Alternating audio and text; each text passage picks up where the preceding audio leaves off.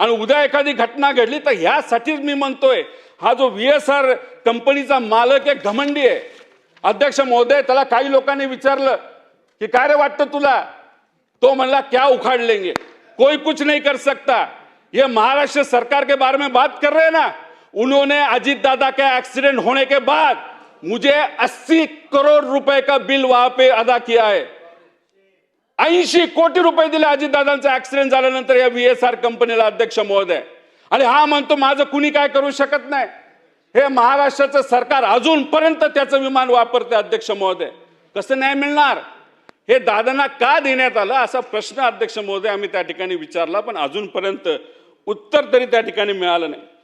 अहो 2023ला जे विमान पडलं होतं दादांसारखंच विमान होतं. विमानाची किंमत होती 20 कोटी आणि त्याला इन्शुरन्स किती मिळाला? 36 कोटी मिळाला. दादांच्या विमानाची किंमत भंगारात जर आपण काढलं तरी ती कुणी विकत घेणार नाही. 16 कोटी रुपयाची किंमत होती. त्याच्यावर इन्शुरन्स किती होता? 50 कोटीचा होता.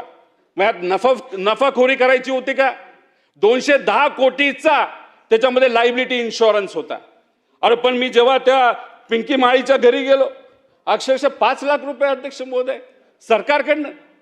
जास्त पैसा हा सरकारकडे तिथं दिला गेला पाहिजे. हा इन्शुरन्सचा पैसा VSRला जाण्यापेक्षा या पिंकी माळीच्या कुटुंबाला, या विदीप जाधवच्या कुटुंबाला, या पाठक ज्या को पायलट होत्या त्यांच्या कुटुंबाला जायला काय हरकत आहे अध्यक्ष महोदय? पण याच्यात कुणी तपास करतंय का?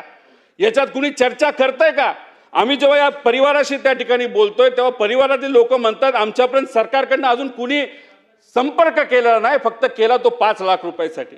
आणि संपर्क करायला सुरुवात करा. आपलीच मराठी माणसं आहेत ज्या दुर्दैवाने आपल्या बरोबर नाहीत. दादांसाठी आम्ही प्रयत्न करतोय, पण ह्यांच्यासाठी सुद्धा अध्यक्ष महोदय त्या ठिकाणी प्रयत्न केला पाहिजे. अध्यक्ष महोदय, एकनाथ शिंदे साहेब इथं नाही आहेत, त्यांचा विषय सुद्धा मी काढला होता.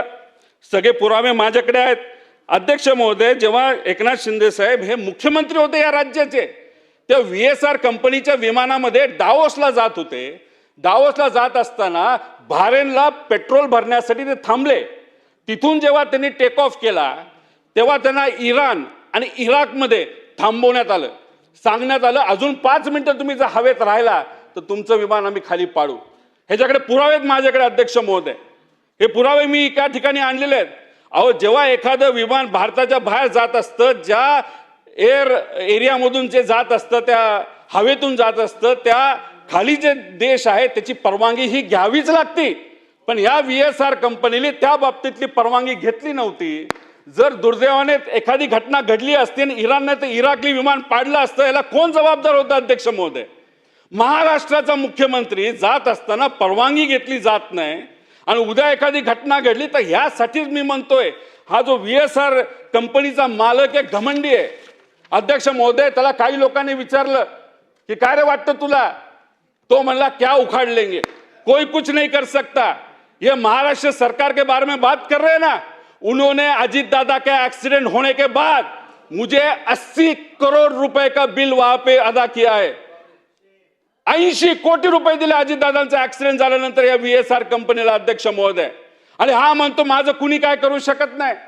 हे महाराष्ट्राचं सरकार अजूनपर्यंत त्याचं विमान वापरते. अध्यक्ष महोदय, कसं न्याय मिळणार? अहो आम्ही केंद्र सरकारमध्ये असणारे जे मंत्री आहेत त्यांच्या प्रायव्हेट कंपनीचा आणि VSRचे संबंध आहेत. मी पॉलिटिकल कॉन्स्पिरसीमध्ये ते इन्व्हॉल्ड आहेत असं मी म्हणत नाही अध्यक्ष महोदय. पण जर तुम्ही आर्थिक दृष्टिकोनातून त्या कंपनीशी जर संलग्न असताल, लग्नात तुम्ही जाणार असाल तर न्याय कसा मिळणार अध्यक्ष महोदय? ते हे सगळे जे प्रश्न आहेत ते अतिशय महत्त्वाचे आहेत अध्यक्ष महोदय. अध्यक्ष महोदय, जेव्हा हा जो VIP प्रवासाचा मुद्दा चालू होता, CM साहेब, एकनाथ शिंदे साहेब आणि दादा हे तिघं एकत्रित बसले. त्यांनी एक चांगली संकल्पना आणली होती अध्यक्ष महोदय. काय संकल्पना होती? की बाबांनो, चांगली विमानं आपल्याला असावी.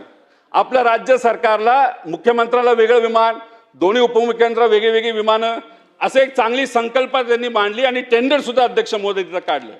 ते टेंडर निघालं, काही लोकांनी ते भरलं. त्याच्यामध्ये एक कंडिशन टाकली होती अधिकाऱ्यांनी. काय कंडिशन होती? की जी कुठली विमानं घेऊ, ज्या कंपनीची घेऊ, त्या कंपनीला ऍक्सिडेंटची हिस्ट्री नसावी, अशीच कंडिशन होती ना. चांगलं आहे अध्यक्ष महोदय.